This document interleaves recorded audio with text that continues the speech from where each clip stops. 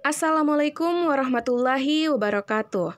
Halo semuanya, perkenalkan kami dari kelompok 4. Pada pembahasan kali ini, kami akan membahas mengenai salah satu materi dari mata kuliah farmakognosi, yaitu materi mengenai bunga. Namun sebelum itu, kami akan memperkenalkan anggota kelompok kami terlebih dahulu. Anggota kelompok kami ada Anugrah Makfira Putri, Nakita Meisucana Putri, Salsabila Asrani, dan Siti Muhajiroh Eka Lestari. Selanjutnya, kita akan masuk ke pembahasan videonya nih. Jangan lupa simak videonya ya. Yang pertama yaitu morfologi bunga. Nah, teman-teman, bunga terdiri dari beberapa bagian utama nih, yang dikelompokkan dalam dua kategori besar. Ada bagian vegetatif dan bagian reproduktif. Yang pertama, kita masuk ke bagian vegetatif terlebih dahulu. Di bagian vegetatif terdapat kaliks atau kelopak bunga. Untuk gambarnya sendiri, teman-teman bisa lihat pada gambar yang telah ditampilkan. Nah, kelopak bunga ini merupakan kumpulan sepals yang melindungi bunga saat masih kuncup. Selain itu, terdapat juga korola yang teman-teman bisa lihat pada gambar yang merupakan mahkota bunga, yang terdiri dari petals yang umumnya berwarna cerah dan berfungsi untuk menarik penyerbuk. Selanjutnya ada bagian reproduktif.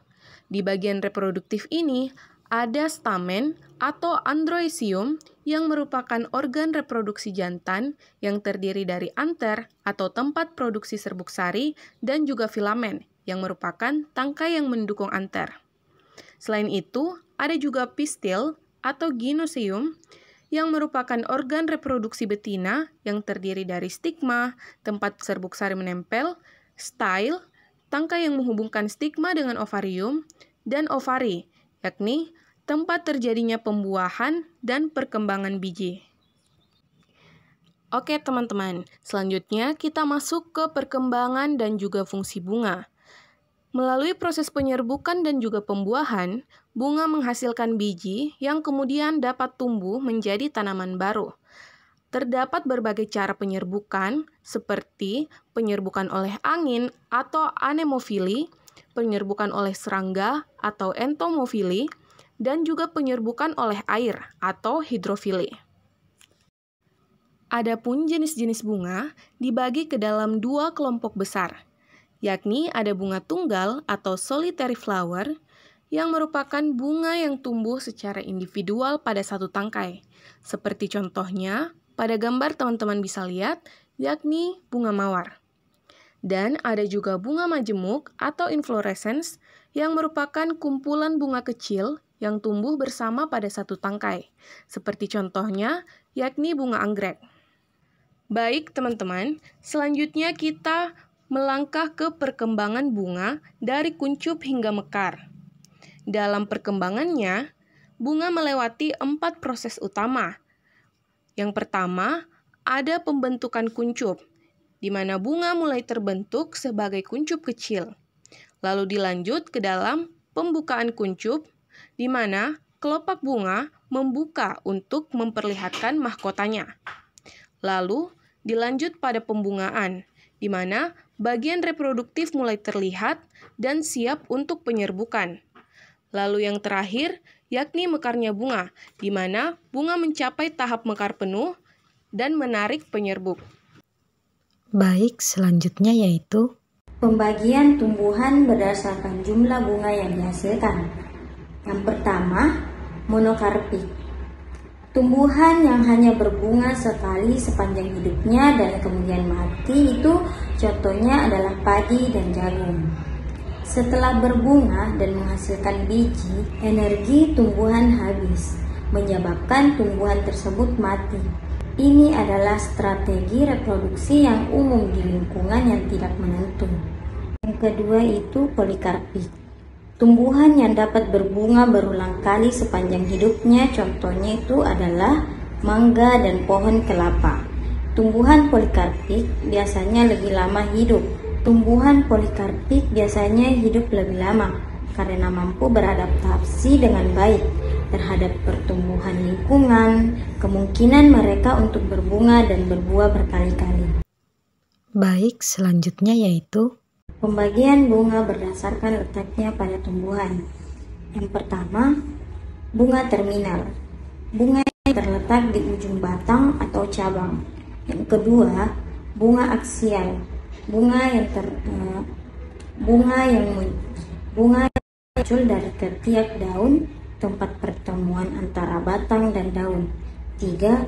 Bunga interkalar. Bunga yang terletak di antara ruas batang atau cabang. Baik, mari kita lihat lebih dekat bagian-bagian penting dari bunga majemuk. Pertama, kita punya inflorescence, istilah keren yang sebenarnya merujuk pada keseluruhan struktur bunga majemuk. Bayangkan ini sebagai panggung utama di mana semua aksi terjadi. Di sini, bunga-bunga kecil yang kita sebut sebagai floret tampil dengan formasi yang teratur, biasanya mengikuti pola sepanjang batang utama atau yang kita kenal sebagai races. Races ini seperti tulang punggung yang mendukung dan menyatukan seluruh susunan bunga, memastikan semuanya tetap tegak. Lalu ada pedicel, tangkai kecil namun penting yang menopang setiap floret. Tanpa pedicel, floret tidak akan bisa tampil maksimal di panggungnya. Setiap pedicel memastikan bahwa setiap bunga kecil ini mendapatkan tempat yang layak dalam keseluruhan struktur bunga majemuk. Sekarang kita masuk ke pembagian tipe bunga majemuk yang ternyata punya pola pertumbuhan yang lebih unik lagi. Pertama, ada tipe racemose. Bayangkan bunga-bunga kecil ini seperti anak tangga di sebuah tangga yang mengarah ke atas. Mereka berkembang secara bertahap dari bawah ke atas. Jadi, bunga yang lebih muda selalu berada di puncak tangga. Salah satu contoh terkenal dari tipe racemose ini adalah bunga anggrek yang punya cara berkembang seperti ini. Kemudian ada tipe cymose. Tipe ini seperti pesta yang dimulai dari tengah-tengah dan kemudian meluas ke segala arah. Bunga pertama yang muncul ada di bagian paling atas atau tengah, dan bunga-bunga lainnya menyusul dari bawah atau sampingnya. Contoh bunga dengan tipe cymose adalah bunga jarak. Jadi setiap tipe bunga majemuk ini memiliki gaya tersendiri dalam menampilkan kecantikannya. Baik, sekarang kita akan membahas contoh lebih lanjut dari jenis bunga majemuk. Yang pertama, anggrek. Anggrek memiliki bunga majemuk yang tersusun dalam bentuk tendan atau racemose. Ini berarti bunga-bunga pada anggrek disusun dalam sebuah rantai di sepanjang tangkai bunga. Ciri khas dari susunan ini adalah bunga yang lebih tua terletak di bagian bawah, sementara bunga yang lebih muda tumbuh di bagian atas. Dengan cara ini, anggrek dapat memperpanjang masa berbunga dan menarik perhatian penyerbuk dalam waktu yang lebih lama. Kemudian, contoh lebih lanjut kedua mengenai jenis bunga majemuk, yaitu jarak. Jarak adalah contoh bunga majemuk tipe cymose. Jarak memiliki bunga majemuk yang termasuk dalam tipe cymose. Pada tipe ini, bunga pertama yang terbentuk terletak di bagian tengah atau atas dari tangkai bunga. Selanjutnya, bunga-bunga lainnya berkembang secara bertahap di bawah atau sampingnya. Pola perkembangan ini memastikan bahwa bunga yang lebih tua berada di bagian pusat, sementara bunga yang lebih muda muncul di sekitarnya. Hal ini berbeda dengan susunan dari racemose yang kita bahas sebelumnya. Baik, selanjutnya yaitu kelamin bunga. Nah, bunga ini memiliki dua jenis kelamin, yaitu jantan dan betina, yang berperan penting dalam proses reproduksi pada tumbuhan berbunga atau angiosperma. Nah, yang pertama ada putik, yaitu organ reproduksi betina pada bunga. Nah, putik ini terdiri dari 3 bagian utama. Yang pertama ada stigma, yaitu bagian atas putik yang lengket, berfungsi sebagai tempat menempelnya serbuk sari saat penyerbukan. Nah, yang kedua ada style, yaitu tangkai yang menghubungkan stigma dengan ovari. Melalui style inilah tabung polen tumbuh setelah penyerbukan untuk mencapai ovari. Nah, yang ketiga yaitu ovari atau bakal buah. Nah, yaitu bagian dasar putik yang mengandung ovul, tempat terjadinya pembuahan. Setelah pembuahan, ovul berkembang menjadi biji dan ovari berkembang menjadi buah. Baik, selanjutnya yaitu benang sari. Nah, benang sari ini merupakan organ reproduksi jantan pada bunga. Setiap benang sari terdiri dua bagian utama, yaitu ada kepala sari dan filamen. Nah, kepala sari ini merupakan bagian yang menghasilkan dan menyimpan serbuk sari atau biasa disebut sebagai polen yang berisi gamet jantan. Nah, yang kedua filamen yaitu tangkai yang menopang under menempatkannya pada posisi yang optimal untuk menyebarkan serbuk sari.